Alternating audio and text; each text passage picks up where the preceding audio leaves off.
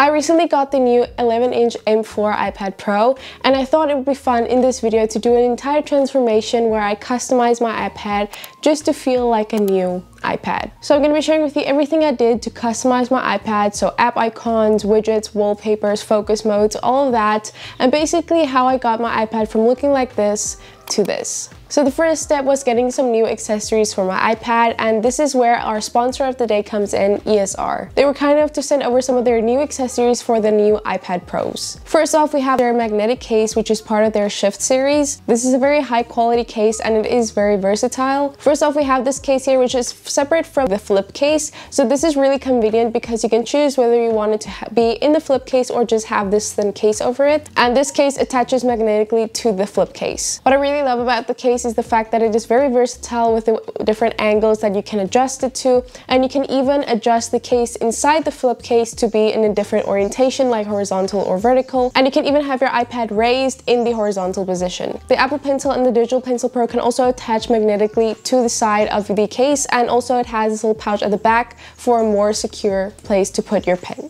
They also sent over some screen protectors. So this is the Ultra Tempered Glass screen protector. It is a 2-pack, which is always really nice, and the installation was really so easy with the alignment frame that they give. So you just put the iPad in the alignment frame, and then you don't have to worry about the screen protector and the iPad not lining up. It's a perfect fit, and it's really easy and quick to install. This next accessory is definitely what I was most excited for. This is their magnetic drawing screen protector. Basically what this means is that it's like a paper feel screen protector that you can put on your iPad magnetically and take off when you don't want to write on your iPad. And this is especially nice when you're watching movies. You can take it off because it does take away from the brightness and quality of your screen when you have a paper feel screen protector on. So you can put it on if you're planning to draw or write on your iPad, and then you can take it off and put it into the envelope if you're not planning on using it. I think this is a really great option for anyone, especially if you're not primarily using the iPad for writing or drawing, and you just want to have the option to have a paper feel when you need it and take it off when you don't. So thank you so much to ESR for sending over these accessories and sponsoring this portion of today's video. So those were on my accessories. Accessories just really make a device and just gives you ease of mind that you do have a cover or a screen protector or whatever over it.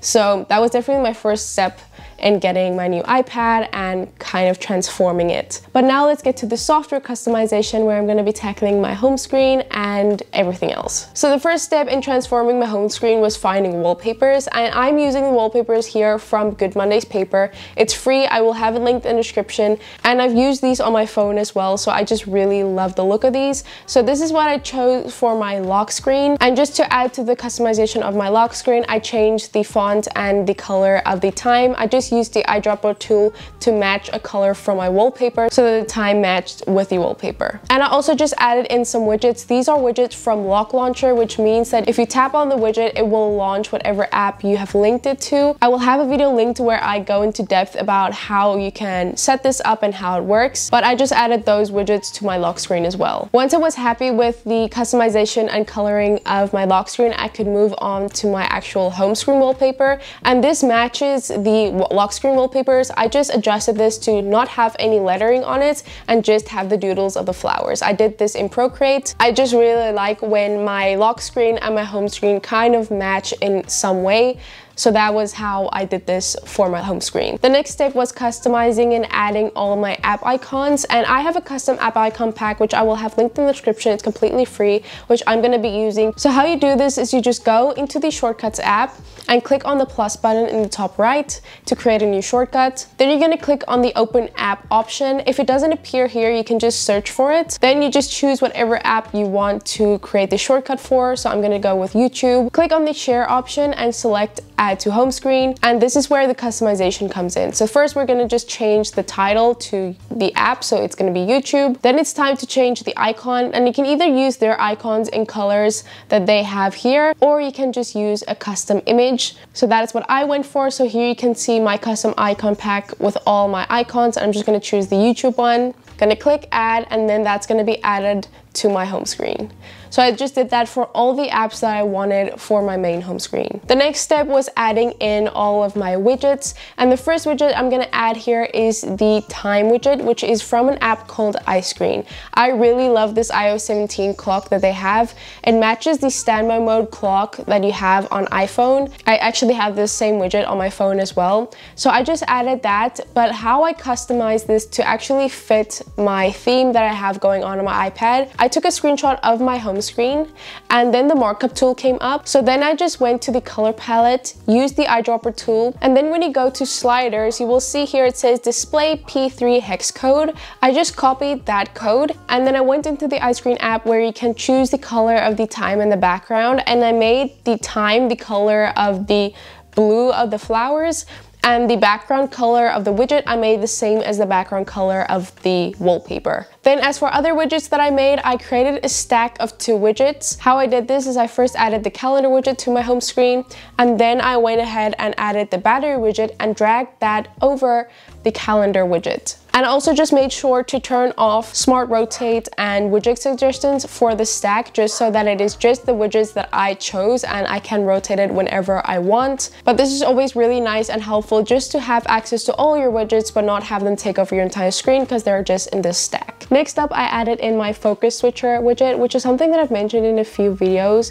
I just choose the folder that I want linked to this widget, and in this folder I've just created some shortcuts which turn on different focus modes, and I can easily turn them off from here as well. So how you can do this yourself, I've mentioned this in a few videos, but you just go to the Shortcuts app and create an entire new folder. I just called mine Focus, and then first you're just going to create a shortcut for each focus mode that you have. So you're going to create a new shortcut, and you're just going to search focus in the search bar, and you're going to choose the set focus option. Then you're going to go to the scripting section and choose which focus mode you want that shortcut to activate. So I'm going to choose reading, and then it's going to select turn reading on until turned off. So that's what you're going to do. You can also change the icon layout and everything of this by clicking on this downward arrow. You can choose the icon and the color as well as the title of this shortcut. So again, you're going to create the shortcut for each focus that you want to turn on. Then you're going to just want to create one shortcut that turns off all your focuses. So then your main home screen is going to be displayed. So for this one, we're going to do kind of the same thing, but you're just going to search focus in the search bar, and you're going to choose get current focus, and then you're going to go ahead and search again and choose the set focus option, and then you're going to tap to the select your focus, and you're going to select current focus, and then it should say turn current focus off. So now in this folder we have all our shortcuts with our focus modes turning on and one shortcut that turns off all our focuses. Then in the widget, just make sure to link the folder that you just created for all your shortcuts for focuses, and now whenever I click on one of the focus shortcuts, it will turn on that focus and switch to that focus mode. And when I click on the shortcut that turns off all the focuses, it will go back to my regular home screen. I do have a video going in depth on setting up focuses and how that works, so I'll have that linked in the description if you're gonna go check that out. But once you have already created focuses, you can then create this shortcut folder. And then the last 2 widgets that I added to my home screen was just Notion. I just linked it to my main page in Notion, and I also added in the structured app widget, which is just a time blocking app which allows you to keep track of all the tasks that you have to do in a day. So once I was happy with my home screen setup, it was time to set up my home screens for my different focus modes. So I just added in all the widgets and app icons and everything that I wanted for my focus modes. And as for the widget layout, I made sure to keep it fairly similar to the layout that I have on my main home screen, so that when you switch to it, it kind of looks similar but still different with the type of apps and type of widgets. So I also added in the iScreen widget, and I also changed the color of these to match the wallpapers that I was going to use for my focus modes. I already had these picked out. These were also from the Good Mondays paper spring collection. These were just the other color variations of those. So I just went ahead and set those up and made the time and the background again fit the accent color and background of those wallpapers. So here you can see the different home screen layouts. They do look similar, but the apps that are on there are dedicated to that certain focus, and also the widgets are somewhat different and dedicated to that focus and what I want to view in that focus. And also I made sure to put the focus switcher on each of these home pages on the same position. When you change the focus mode with the focus switcher, it will look kind of seamless. Also, when you are doing all your app layouts on iPad, make sure to turn your iPad in the landscape position to make sure that the layout of the apps and the widgets are how you would like it in the landscape position as well. A lot of people forget about this. Once you're done creating your home screens, then you want to hide them from your main home screen because we don't want them being viewed here. We want them turned on when we have our focus turned on. So you're just going to hold down on your screen until it goes into its editing mode, tap on the dots at the bottom which indicate the pages, and hide those pages. So then you're only left with your main home screen set up again. Then it was time to create my lock screens for my focuses. So like I said, these are also from Good Monday's Papers Spring Collection. I just again adjusted the time, the font of the time, and the color of the time to match my wallpaper and just what I liked. And I also added in some widgets for each of these focus modes. And again, with the landscape position, remember to turn your iPad landscape. You can have a lot more widgets when you have your iPad landscape, and you can add in a few more here in comparison to having it in the vertical position. Now it's time to link the home screens and lock screens to the actual focus. So all you have to do for this is go into settings to focus and choose the focus that you want to edit.